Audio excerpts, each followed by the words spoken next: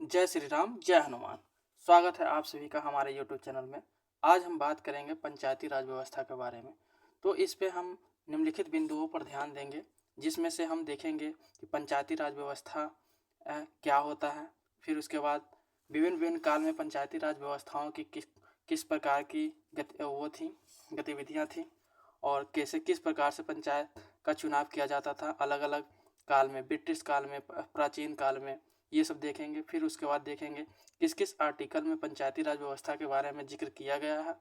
फिर उसके बाद में हम देखेंगे पंचायती राज की क्या कौन कौन से आंदोलन चलाए गए थे और वो कौन कौन सी कमियां हैं और कौन कौन से कार्य हैं पंचायती राज व्यवस्था का, वो सब इस आज की वीडियो में हम लोग देखने वाले हैं। तो चलिए स्टार्ट करते हैं बिना देरी किए हुए।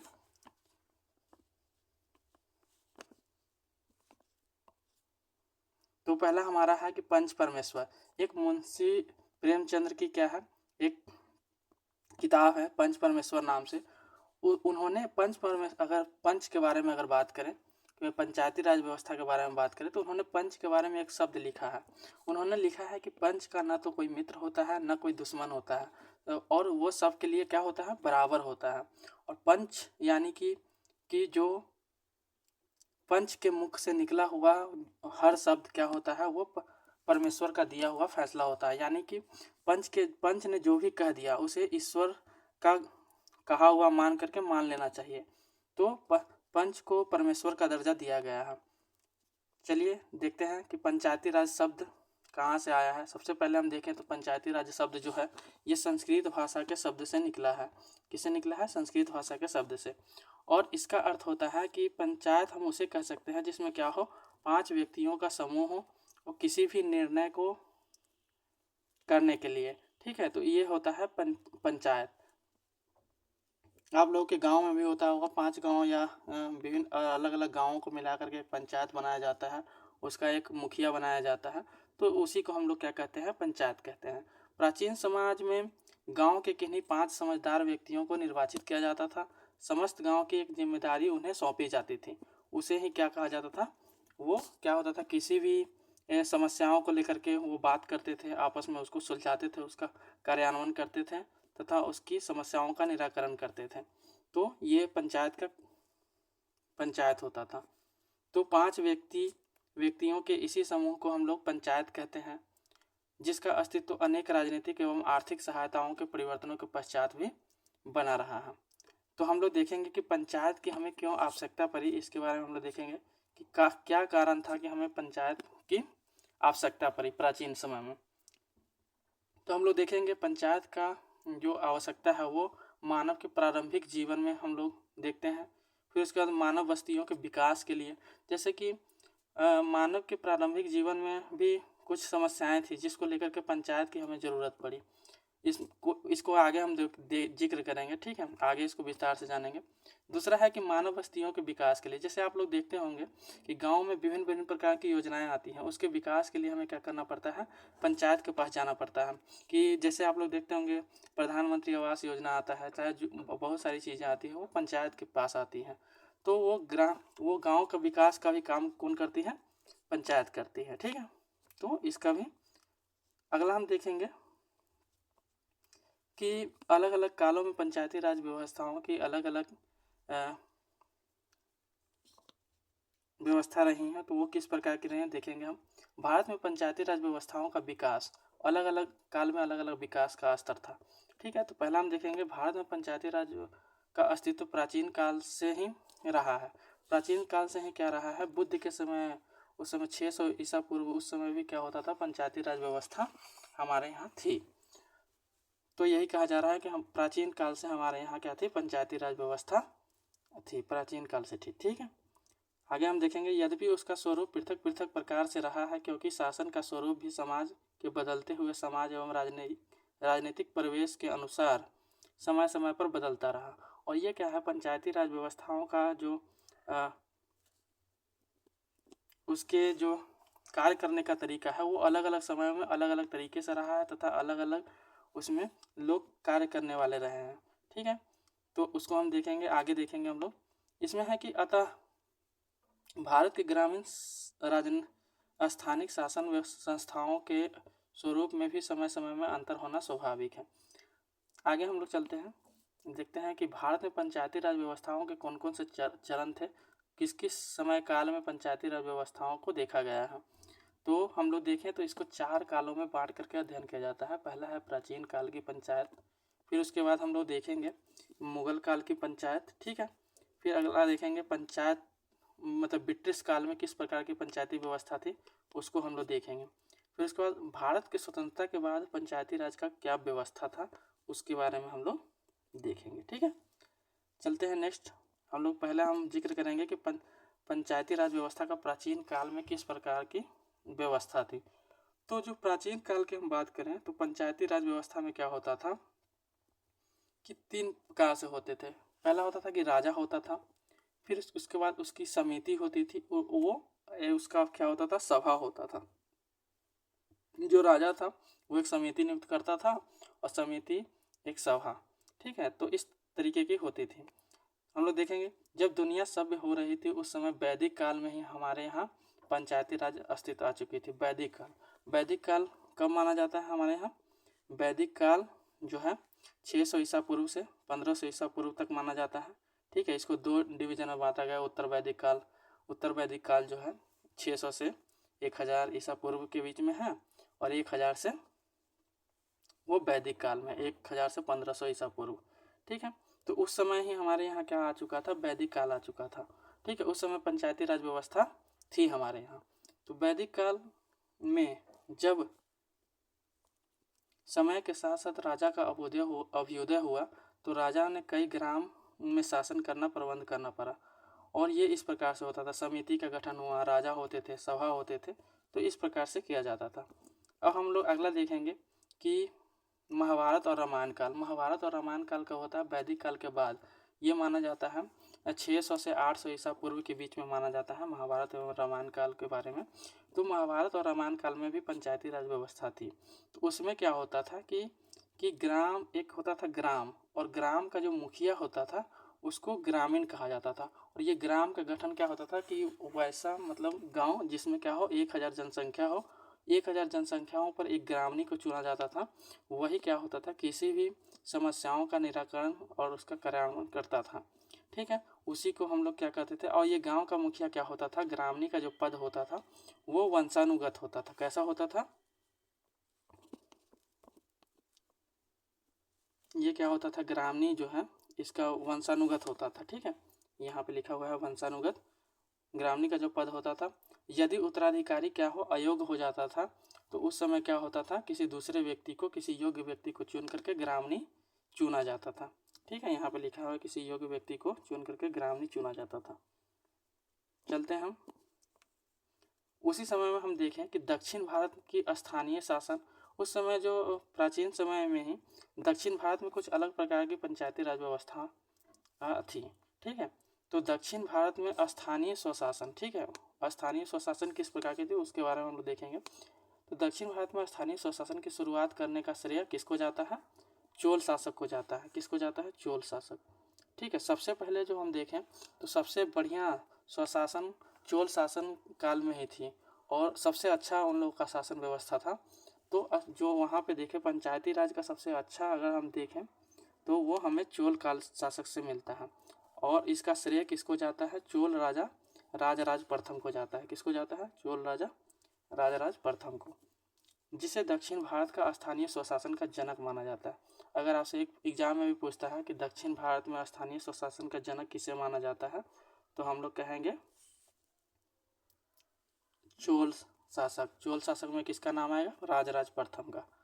चलिए हम लोग देखते हैं आगे कि वहाँ पर अगर देखें जो चोल शासक था वहाँ पे उन लोगों की कैसी व्यवस्था थी पंचायती राज की। तो क्या होता था कि गांव होता था, गांव में एक क्या होता था, उस एक महासभा किया जाता था, और उसका मुखिया कौन होता था, ग्रामिक होता था। उसके मुखिया को हम लोग क्या कहते थे, ग्रामिक कहते थे, ठीक है। जो ग्राम का जो मुखिया होता था उसका ग्रामिक कहते थे, और वही क्या करता था, एक महासभा का आयोजन करता था, ठीक है। और दक्षिण भारत में अगर ग्रामिक, अब इसको देखेंगे कि ये चोल शासक जो थे जो ग्रामिक का वो करते थे, चुनाव करते थे, और इस ग्रामिक का चुनाव कैसे होता था उसके बारे में हम लोग देखेंगे।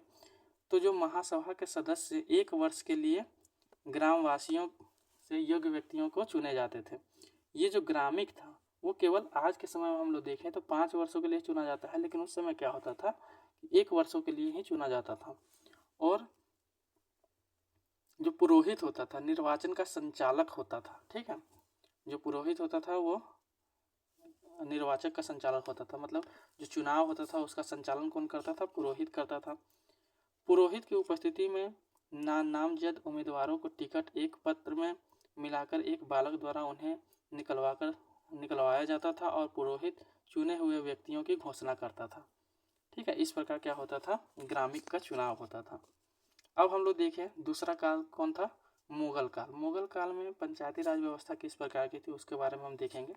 तो मुगल काल जब क्या हुआ था कि ये सब विदेशी आक्रमक थे और विदेशी से आने के बाद यहाँ पे क्या हुआ कि पहले शासक कौन थे मुगल काल में? बाबर थे। तो इनके समय में भी पंचायती राज व्यवस्था गाँव में थी। तो हम देखें पंचायती राज व्यवस्था किस प्रकार की थी। तो मुगल काल में ग्राम शासन की सबसे छोटी इकाई थी। आज भी है कि ग्राम क्या है? गांव सबसे छोटी इकाई है शासन का, और जिसका प्रबंधन पंचायती राज द्वारा किया जाता था। उस समय क्या होता था, इस गांव की पंचायती राज व्यवस्था को चलाने के लिए 4 प्रकार के अधिकारी नियुक्त किए जाते थे, जिसमें पहला होता था मुकद्दम, ठीक है। पहला क्या होता था? मुकद्दम, जो क्या करता था? गांव की देखभाल करता था, उसको हम लोग कहते थे मुकद्दम, ठीक है। अगला था हमारा पटवारी, जो क्या करता था? राजस्व की वसूली करता था। मतलब जो क्या है पंचायती राज उस समय क्या होता था, जो राजा थे वो कर वसूलते थे, तो जो पटवारी होता था वो राजस्व वसूली का काम करते थे, वो होता था। अब हम लोग देखें कि चौधरी जो होता था वो पंचों की सहायता से झगड़े सुलझाता था। जैसे उस समय के जो झगड़ा होते थे वो कौन सुलझाता था? चौधरी, ठीक है। चौधरी द्वारा सुलझाया जाता था। और जो चौथा होता था चौकीदार। चौकीदार क्या होता था? गांव की सुरक्षा का दायित्व का निर्वहन करता था। जैसे कोई भी गांव की सुरक्षा करनी है तो वो चौकीदार के द्वारा किया जाता था। आज भी आप गांव में क्या होता है? चौकीदार होता है, ठीक है। तो ये हो गया मुगल काल में इस प्रकार की पंचायती राज व्यवस्था थी। आगे हम बात करेंगे तीसरा ब्रिटिश काल में, ठीक है। ब्रिटिश काल में किस प्रकार की पंचायती राज व्यवस्था थी।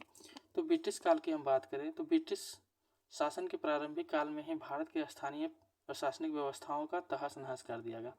जैसे ब्रिटिश जब यहाँ पे आए तो क्या हुआ, यहाँ के स्थानीय जो भी प्रशासनिक संस्थाएं थी उसको क्या कर दिया गया? खत्म कर दिया गया, उसको नहीं माने जाने लगा, ठीक है। जिससे ग्रामों की आत्मनिर्भरताओं की व्यवस्था नष्ट हो गई और ग्राम पंचायत की लगभग मृत्यु हो गई। जो भी इस प्रकार की व्यवस्था जो बाबर काल से चला आ रहा था वो सब सारी चीज़ें खत्म होने लगी अब। और अंग्रेजी शासन प्रणालियों के पाँचों का जनता द्वारा चुनाव न होकर वे सरकार द्वारा मनोनीत किए जाने लगे। उन्हें न्यायिक अधिकार भी नहीं दिए जाते थे, ठीक है। तो जो इस प्रकार का व्यवस्था था, जो मुकद्दम होता था, चौधरी होता था, वो सारी चीज़ें हट गई और वो क्या होता था अब क्या होता था कि डायरेक्ट सरकार के द्वारा एक व्यक्ति को चुना जाता था कि वो पंचायत पे शासन करेगा, ठीक है। तो इस प्रकार से हो गया। अब हम लोग देखेंगे कि ब्रिटिश काल में ही अलग अलग प्रस्ताव आए। जैसे 1882 का जो स्थानीय सुधार प्रस्ताव था वो लॉर्ड रिपन के द्वारा लाया गया था, ठीक है। लॉर्ड रिपन के द्वारा लाया गया था। 1882 में स्थानीय स्वशासन के सुधार में एक तकनीक प्रस्ताव जारी किया गया था, जो भारत के स्थानीय स्वशासन का एक नया दर्शन प्रस्तुत करता है। इसलिए इसे क्या करते हैं कि स्थानीय स्वशासन का एक क्या था? नया दर्शन था। इसलिए इसे क्या कहते हैं? स्थानीय शासन का मैग्ना कार्टा कहा जाता है, ठीक है। इस प्रस्ताव को क्या कहा जाता है? स्थानीय शासन का मैग्ना कार्टा कहा जाता है, ठीक है। वही अगर पूछ लें कि स्थानीय शासन का मैग्ना कार्टा किसके समय में आया था? लॉर्ड रिपन के समय में 1882 में आया था, ठीक है। इसके अंतर्गत निम्न प्रस्ताव किए गए थे, जिसमें क्या हुआ था कि प्रत्येक जिले में 2 स्वास्थ्य संस्था, जिला स्तर पर जिला बोर्ड और तहसील स्तर पर तहसील बोर्ड की व्यवस्था की गई थी। माने एक जिले में 2 स्वास्थ्य व्यवस्था की गई थी, जिला स्तर पर और तहसील स्तर पर, ठीक है। यहाँ पे देख सकते हैं आप। अगला है कि स्थानीय संस्थाओं को यथासंभव राज्य का नियंत्रण अप्रत्यक्ष होना चाहिए। ये कहा गया था कि स्थानीय संस्थाओं में यथासंभव राज्य का नियंत्रण अप्रत्यक्ष होना चाहिए, मतलब राज्य का डायरेक्ट वो अप्रत्यक्ष रूप से वो शासन करेगा। ठीक है।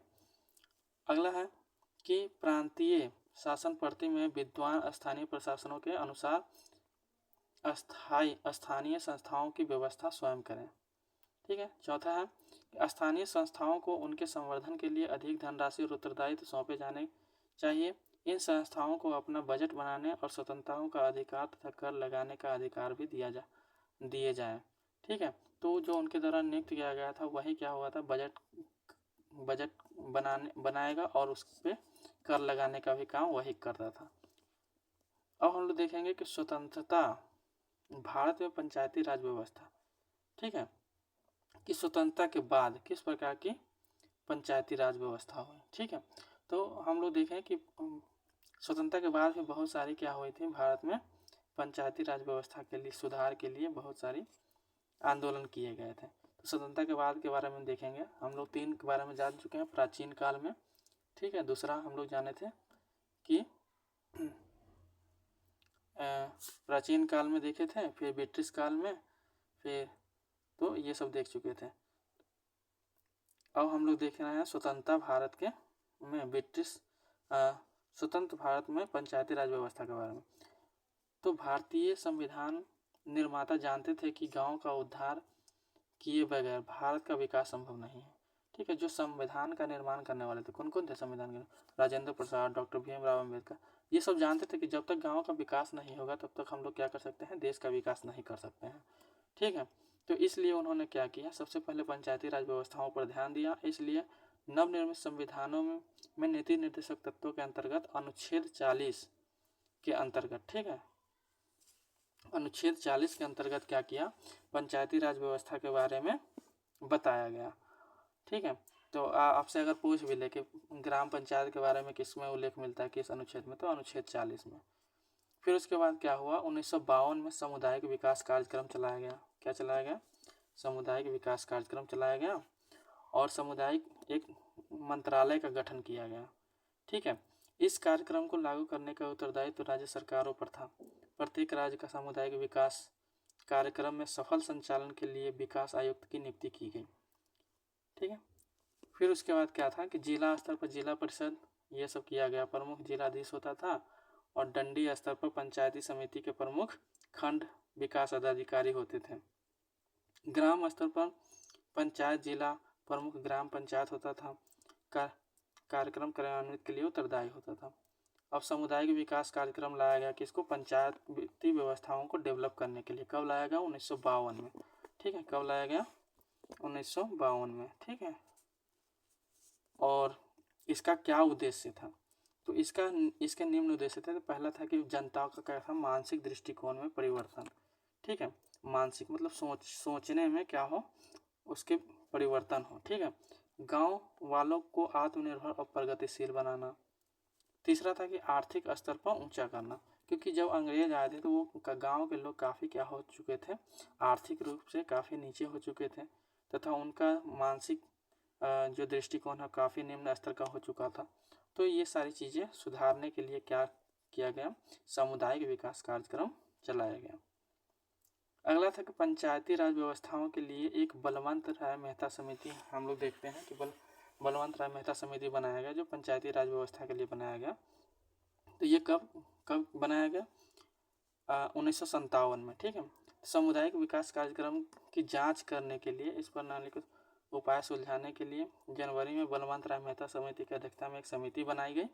ठीक है। जो सामुदायिक विकास कार्यक्रम 1952 में बनाया गया था उसकी जांच के लिए बनाई गई थी। ठीक है। इसके कुछ सिफारिश, इसमें कौन कौन सी सिफारिश की गई थी कि जो जैसे पूछता है ना कि पंचायती राज व्यवस्था का त्रिस्तरीय, ठीक है, तो पहला था कि त्रिस्तरीय पंचायती राज व्यवस्थाओं का इसमें बात किया गया। ठीक है। क्या किया गया कि त्रिस्तरीय पंचायती राज व्यवस्था की बात की गई कि पहला 3 स्तर होगा, जैसे होता है ना कि जिला परिषद, आज भी होता है जिला परिषद, पंचायत समिति और मतलब ग्राम पंचायत। ठीक है। 3 स्तर का होता है, आज भी है। तो ये बलवंत राय मेहता समिति जो 1957 में आया था उसमें त्रिस्तरीय पंचायती राज व्यवस्था की बात की गई।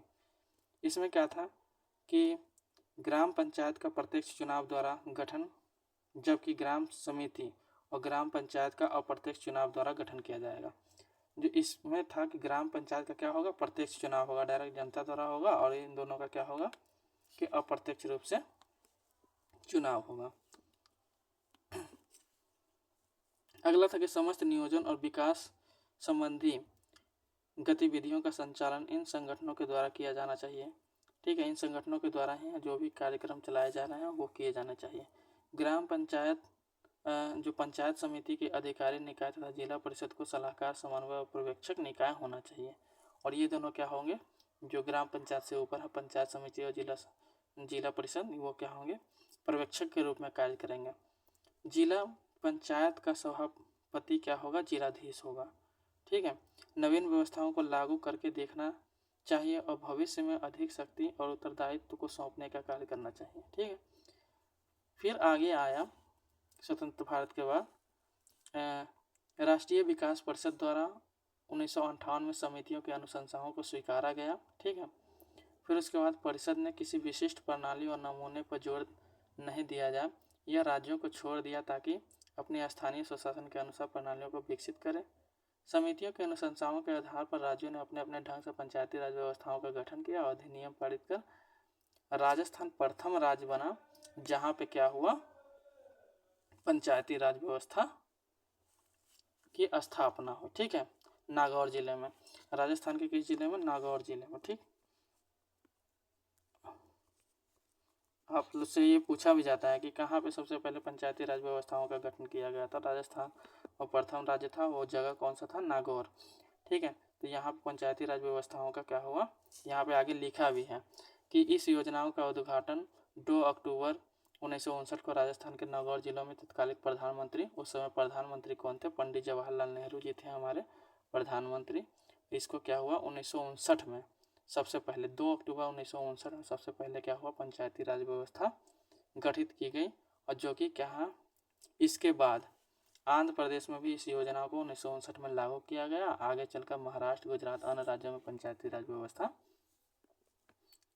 लागू कर दिया गया। ठीक है, तो पहला राज्य कौन था, राजस्थान, दूसरा आंध्र प्रदेश। ठीक है, फिर उसके बाद आता है कि पंचायती राज व्यवस्थाओं में सुधार के लिए फिर आया अशोक मेहता समिति। अशोक मेहता समिति जो आया 1977 में आया। ठीक है, इसमें क्या बात की गई देखते हैं हम। पंचायती राज व्यवस्था की सफलताओं को सुनिश्चित करने के लिए केंद्र की जनता सरकार ने दिसंबर 1977 में अशोक राय मेहता समिति की अध्यक्षता में पंचायती राज व्यवस्थाओं में एक समिति गठित की, जिसमें कहा गया कि जो पंचायती राज है वो क्या होना चाहिए, 2 स्तरीय होना चाहिए। बलवंत राय मेहता समिति में हम लोग कितने देखा था, त्रिस्तरीय पंचायती राज व्यवस्था। लेकिन इसमें क्या किया गया कि 2 स्तरीय पंचायती राज व्यवस्था की मांग की जाने लगी, जिसमें पहला था कि जिला स्तर पर जिसकी जनसंख्या क्या हो 15 से 20 हज़ार होती है वो क्या हो, जिला परिषद, मंडल पंचायत होना चाहिए। फिर उसके बाद क्या होना चाहिए, पंचायती चुनाव के राजनीतिक दल खुले रूप से हिस्सा लें और चुनाव के राजनीतिक दलों का आधार हो। तो इसमें सब मुख्य बात क्या है कि द्विस्तरीय पंचायती राज व्यवस्था की बात की गई। अगला पॉइंट है कि राज्य सरकार को पंचायती राज संस्थाओं का अधिग्रहण नहीं करना चाहिए, यदि आवश्यक हो तो 6 माह के भीतर उपचुनाव होने चाहिए।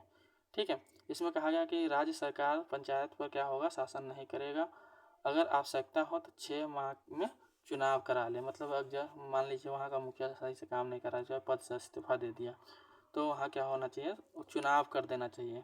कि जरूरी नहीं है कि वो राज्य सरकार के द्वारा पंचायत राज व्यवस्था को देखा जाए, ऐसा इसमें कहा गया। ठीक है, तो अगला था कि न्यायिक पंचायत को विकास पंचायत से अलग निकाय के रूप में रखा जाना चाहिए। जो न्यायिक पंचायत है वो विकास पंचायत से अलग होना चाहिए। एक योग्य न्यायाधीश द्वारा इसका सभापति किया जाना चाहिए। ठीक है, न्यायिक पंचायत तथा विकास पंचायत दोनों अलग अलग होने चाहिए, इसमें ये बात की गई। ठीक है, फिर था कि अगला पॉइंट था कि राज्य के उप मुख्य चुनाव अधिकारी द्वारा मुख्य चुनाव आयुक्त के परामर्श से पंचायती राज चुनाव कराए जाने चाहिए। ठीक है, अगला पॉइंट था कि जनसंख्या के आधार पर अनुसूचित जाति व जनजातियों के लिए स्थान आरक्षित होने चाहिए। जो मतलब पंचायती राज व्यवस्था में जो चुनाव होता है उसमें क्या होना चाहिए, अनुसूचित जनजाति और अनुसूचित जनजाति के लिए अलग से स्थान आरक्षित होने चाहिए। ठीक है। फिर था कि समिति का कार्यकाल पूरा होने से पूर्व जनता पार्टी की सरकार भंग होने के कारण अशोक मेहता समिति की सिफारिश लागू नहीं की जा सकती। ये समिति तो आई थी, इस सभी बातों पर रखा हुई, लेकिन क्या हुआ कि जनता पार्टी की सरकार क्या हो गई, खत्म हो गई, तो ये समिति आधा अधूरा ही रह गया। ठीक है, ये लागू नहीं हो पाई। तो त्रिस्तरीय पंचायती राज व्यवस्था जो बलवंत राय मेहता समिति में थी वो चल रही थी इस समय तक। फिर उसके बाद आया जीवी के राव समिति जो कि 1985 में आया। ये सब ज़्यादा महत्वपूर्ण नहीं है, वो बलवंत राय मेहता समिति जो ज़्यादा महत्वपूर्ण है वो सब आप लोग ध्यान में रखेंगे। इस पर हम लोग देख लेते हैं कि इसमें क्या किया गया। इसमें 4 स्तरीय पंचायती राज व्यवस्था की बात की गई, जिसमें क्या था, राज्य स्तर पर, जिला स्तर पर, मंडल स्तर पर, गांव स्तर पर। ठीक है, 4 स्तरीय कि राज्य परिषद भी होना चाहिए, जिला परिषद भी होना चाहिए, मंडल स्तर पर भी होना चाहिए। ठीक है, ग्राम पंचायत तब होना चाहिए। 4 स्तरीय पंचायती राज की व्यवस्था की गई। समिति ने बताया कि पंचायत के चुनाव अनिवार्य रूप से नियमित होने चाहिए तथा एक जिला विकास आयुक्त का पद सृजित किया जाना चाहिए। फिर उसी प्रकार से और सारे समिति हैं, जैसे एलवी सिंघवी समिति। एलवी सिंघवी समिति क्या था, 1986 में आया था, राजीव गांधी सरकार थे उस समय। लोकतंत्र के विकास के लिए पंचायती राज संस्थाओं का पुनरुत्थान होना चाहिए, उनका ऐसा मानना था। एलवी सिंघवी की अध्यक्षता में एक समिति गठित की और इस समिति ने मुख्य सिफारिश ये दी कि पंचायती राज संस्थाओं को संवैधानिक रूप से मान्यता दी जाए। ठीक है, पंचायती राज को क्या होना चाहिए, संवैधानिक रूप से मान्यता दी जाए कि संविधान का नया अध्याय जोड़ा जाए। मतलब पंचायत को ही यह अधिकार हो कि वो क्या हो, नया अध्याय इसमें जोड़ सकें। ठीक है, नया अधिकार इसमें जोड़ सकें। ग्राम पंचायत को ज़्यादा व्यवहारिक बनाने के लिए गांव का पुनर्गठन किया गया। फिर उसके बाद क्या हुआ कि एक दूसरी समिति आई, पीके थुंगन समिति, जो 1988 में आया। ये थुंगन की अध्यक्षता में गठित की गई और इसमें किन किन चीज़ों पर बात की गई देखते हैं हम लोग। पंचायती राज संस्थाओं को संवैधानिक मान्यता प्राप्त होनी चाहिए। गांव और ब्लॉक जिला स्तर पर त्रिस्तरीय पंचायती राज व्यवस्था लागू होनी चाहिए। पंचायत को 5 वर्ष का निश्चित कार्यकाल होना चाहिए। ठीक है, 5 वर्ष का होना चाहिए पंचायती राज व्यवस्था। जैसे उस चोल काल में हम लोग क्या देखे थे, 1 वर्ष का ही पंचायती राज व्यवस्था था, ग्रामीण उसका क्या होता था, अध्यक्ष होता था। लेकिन यहाँ पे इसमें की गई कि 5 साल का पंचायती राज व्यवस्था होगा और 5 साल का उनका निश्चित कार्यकाल होगा। और इस संस्थाओं में सुपर सत्र की अधिक अवधि 6 माह होनी चाहिए। ठीक है, पंचायती राज व्यवस्थाओं में 3 स्तर पर जनसंख्याओं के हिसाब से अनुसूचित जाति अनुसूचित जनजातियों का आरक्षण देना चाहिए। मतलब उनको भी आरक्षण होना चाहिए कि वो भी इसमें हिस्सा ले सकें। फिर उसके बाद है त्रिस्तरों में महिलाओं के लिए भी आरक्षण होना चाहिए। इस किस में कहा गया, थुंगन समिति में महिलाओं के आरक्षण की बात की गई है।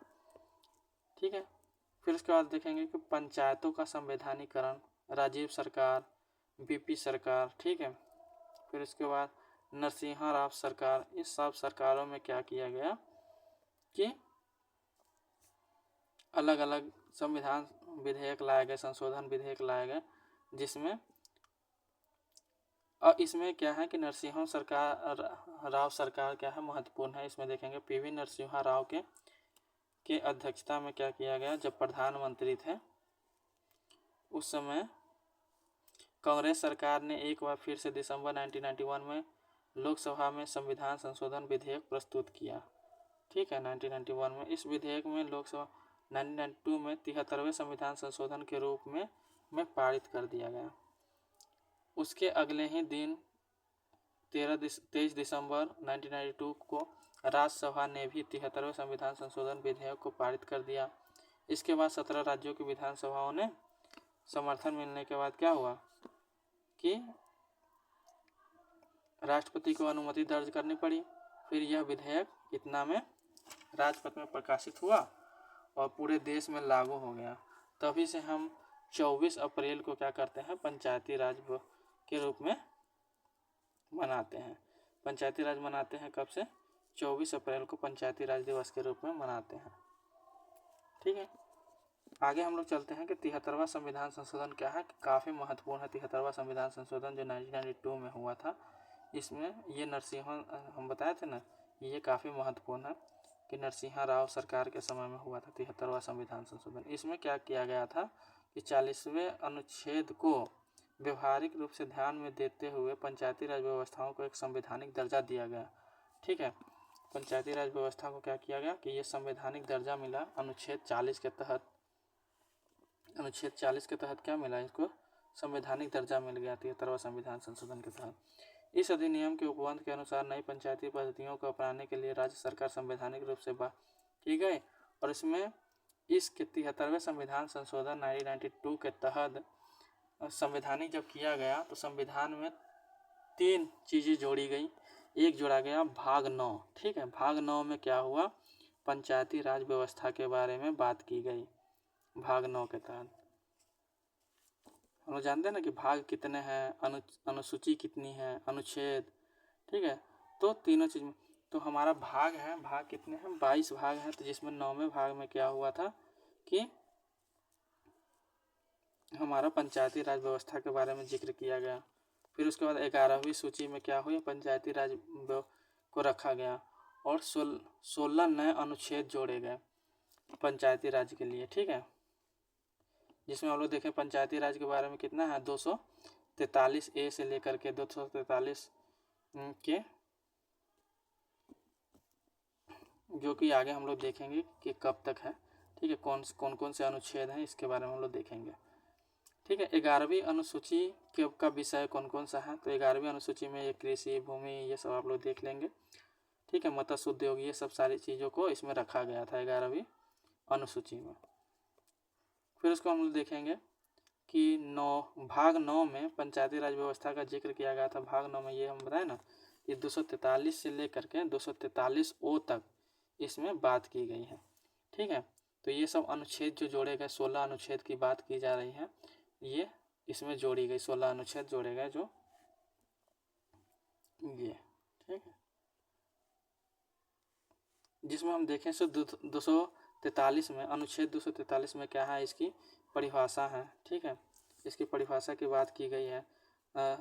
243 ए में ग्राम सभा की बात की गई है और 243 के बी में पंचायतों का गठन, 243 के सी में क्या है, पंचायतों की संरचना, फिर स्थानों का आरक्षण।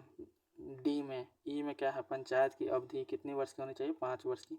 तो ये 243 के ई में है। 243 के एफ में क्या है, सदस्यता के लिए निहरता होनी चाहिए। क्या निहरता होनी चाहिए, भारत का निवासी हो। ठीक है, ये सारी चीज़ें कुछ। फिर 243 के जी में क्या है, पंचायतों की शक्तियाँ, प्राधिकार और उत्तरदायित्व होनी चाहिए। ठीक है, कि वो गांव के लोगों के हित में काम करें, ये सारी चीज़ें होनी चाहिए। 243 के एच में क्या किया है, पंचायतों द्वारा आरोपित करने की शक्तियाँ तथा उनकी निधियाँ इसमें दी गई हैं। फिर आई में वित्तीय स्थितियों के पुनरावलोकन एवं वित्त आयोग का गठन। जे में 243 के जे में क्या है, पंचायतों के लेखाओं की संपरीक्षा। 243 के में क्या है, पंचायतों के लिए निर्वाचन। 243 के एल में संघ राज्य क्षेत्रों को लागू होना। 243 के एम में क्या है, इस भाग को कतिपय क्षेत्रों पर लागू न होना। 243 के एन में विद्यमान विधियों और पंचायतों का बने रहना। 243 के ओ में निर्वाचन संबंधी मामलों में न्यायालय के हस्तक्षेपों का वर्जन इसमें कहा गया है। ठीक है, तो इस प्रकार से जो भाग 9 जोड़े गए हैं, 11 अनुसूची जोड़ी गई है, 11वीं अनुसूची, और क्या है कि हमारा 16 अनुच्छेद जोड़े गए हैं जो इस प्रकार है। ठीक है, आगे हम लोग चलते हैं। 73वां संविधान संशोधन अधिनियम की कुछ विशेषता है। इसमें क्या कौन कौन सी विशेषता है, तो ग्राम सभा क्या होगा, ग्राम सभा का प्रावधान किया गया कि जो गांव में क्या ग्राम सभा लगती है उसका इसमें जिक्र किया गया कि गांव में क्या होगा, ग्राम सभा होगा। और यह अधिनियम पंचायती राज व्यवस्था में ग्राम सभा का प्रावधान करता है तथा ग्राम सभा पंचायत क्षेत्र में पंजीकृत मतदाताओं की एक ग्राम स्तरीय सभा है। ठीक है, फिर उसके बाद क्या किया गया, ग्राम पंचायत की बात कही गई, त्रिस्तरीय पंचायती राज व्यवस्था का जिक्र किया गया। ठीक है, कि जो था ना कि जिला परिषद, और पंचायत समिति और फिर ग्राम पंचायत। ठीक है, तो त्रिस्तरीय पंचायती राज व्यवस्था की बात की गई। अनुसूचित जाति अनुसूचित जनजातियों के लिए आरक्षण की बात की गई। यह अधिनियम प्रत्येक पंचायत में अनुसूचित जाति अनुसूचित जनजातियों को उसकी संख्याओं के कुल जनसंख्याओं के अनुपात सीटों पर आरक्षण उत्पन्न किया गया है। और इसमें 73वें संविधान संशोधन में एक मुख्य बातें की गई, महिलाओं के लिए आरक्षण की बात की गई कि महिलाओं को भी आरक्षण इसमें दिया जाना चाहिए और वो कितनी होनी चाहिए, 1/3 से कम ना हो। ठीक है, 1/3 महिलाओं को आरक्षण की बात की गई। पंचायत का कार्यकाल कितना होगा, 5 साल होगा। ठीक है, 5 साल इसके बारे में भी कहा गया इसमें 73वां संविधान संशोधन में कि 5 साल होना चाहिए, इसमें कहा गया। राज्य निर्वाचन आयोग, पंचायत की क्या क्या शक्ति होनी चाहिए उसके बारे में भी इसमें बताया गया। फिर वित्त आयोग के गठन का प्रावधान किया गया कि राज्य के राज्यपाल प्रत्येक 5 वर्ष के पश्चात पंचायत की वित्तीय स्थितियों की समीक्षा करेंगे तब वित्त आयोग का गठन करेगा, इसके बारे में भी इसमें कहा गया। अब हम आप लोग देखेंगे कि पंचायत के आगे हम लोग देखेंगे कि पंचायत के वो कौन कौन से कार्य हैं जो वो करते हैं। पंचायत के कार्य के बारे में देखेंगे कि पंचायत क्या क्या कार्य करते हैं। तो पहला हम लोग देखेंगे कि ये हम लोग फोटो के माध्यम से देखेंगे कि पहला ग्राम पंचायत का काम क्या है कि ग्राम सभा को बुलाना। ठीक है, तो यहाँ पे देखेंगे कि लोग एकत्रित तरह के यहाँ पे चित्र के माध्यम से आप लोग देख रहे होंगे कि क्या कर रहे हैं कि लोगों को बुलाया जा रहा है कि भाई या साहब आज क्या है कि यहाँ पे ग्राम सभा की बैठक बुलाई गई है। आगे है कि कृषि का विकास करना, कृषि के विकास के बारे में भी इसका काम है। ठीक है, ग्राम पंचायत का। जैसे आप लोग देखते होंगे कि बीजों का बंटवारा होता है गांव में, तो वो कहाँ से होता है, ग्राम पंचायत के द्वारा दी जाती है। किसानों को एकदम सस्ते दामों पे बीज उपलब्ध कराया जाता है, उससे क्या होगा, कृषि का विकास होगा। आगे हम लोग देखेंगे मत्स्य पालन में वृद्धि करना। मत्स्य पालन भी क्या है, गाँव की एक कृषि के अंतर्गत आता है, तो इसके लिए भी कुछ फंडिंग दी जाती है ग्राम पंचायत की तरफ से। सामुदायिक भूमि पर वृक्षारोपण करना भी इसका काम क्या है, ये काम करवाना। जैसे आप लोग देखते होंगे कि आजकल क्या है कि जगह जगह पर वृक्ष लगाई जा रही है और ये सब क्या है, पंचायतों का काम है। फिर उसके बाद हम लोग देखेंगे कि विद्यालय भवन का निर्माण करवाना। विद्यालय में भवन का निर्माण करवाना भी पंचायत का कार्य है।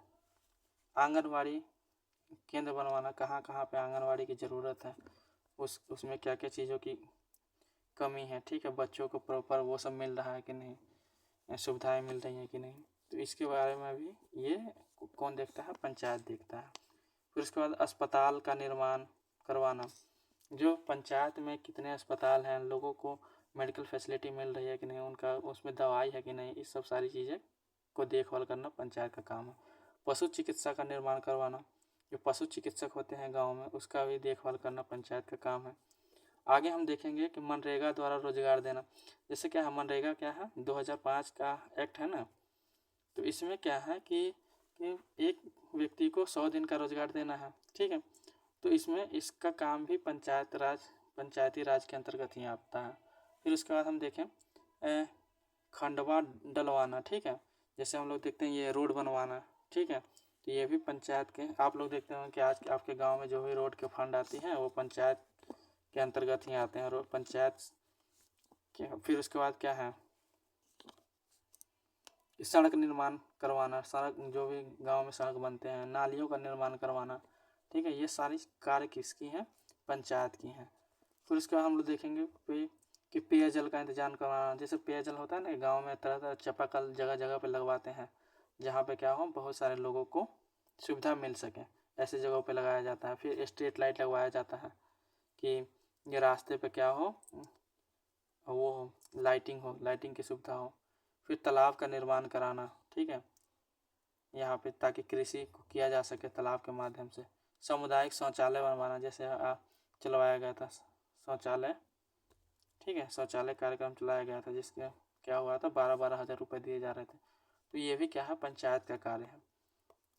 फिर उसके बाद गाँव में सफाई करवाना, बीपीएल कार्ड बनवाना। बीपीएल कार्ड के अंतर्गत कितना सबको अंत्योदय मिलता है, जो 5-5 किलो मिलता है, वो भी स्वास्थ्य का पंचायती राज का काम है।